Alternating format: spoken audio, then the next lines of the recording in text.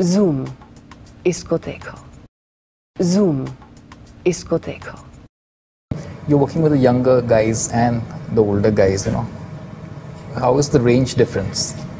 Great, because when you work with the older guys, they're a lot more experienced, so it's you get to learn a different side from them. And then when you work with the younger guys, example Ranveer, he's as new as I am. We're exactly 2 films old, and over there you can suggest to each other, you help each other out. Absolutely.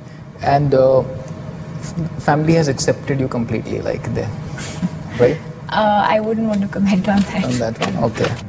Deepika, given a choice of man, like the perfect man, would you choose somebody from Chandni Chowk? Would you choose somebody from China or Pali Hill?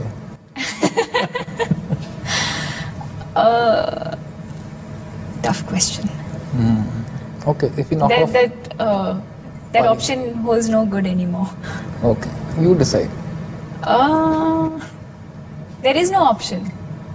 There is no option. There is no option. Just Pali Hill. You've been to Chandni Chowk? No, I haven't been to Chandni Chowk because Akshay's character goes from Chandni Chowk to China. So they had a whole schedule there where they shot at the actual Chandni Chowk in the little by lanes. And I think some of them even rented some of the old apartments there and lived there while they were shooting.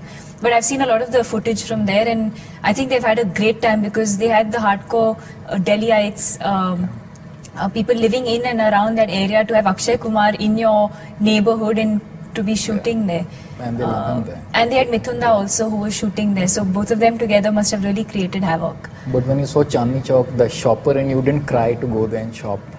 No, because fortunately my next film with Imtiaz, which is going to release sometime next year, is also based in Delhi, and I shot a lot in Delhi at that point, and I got to shop there. Okay, you must have picked up some Chinese. Say something in Chinese if you can to the...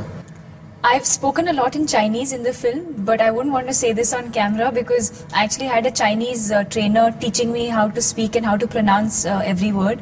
And I don't remember it offhand, and I don't want to say something offensive and get into trouble. So you can abuse and get away with it? I didn't learn. I'm not the typical types who said, oh, teach me some abuse in Chinese. I've learned some really nice, meaningful things. I'll definitely share it with you, but when I get it right.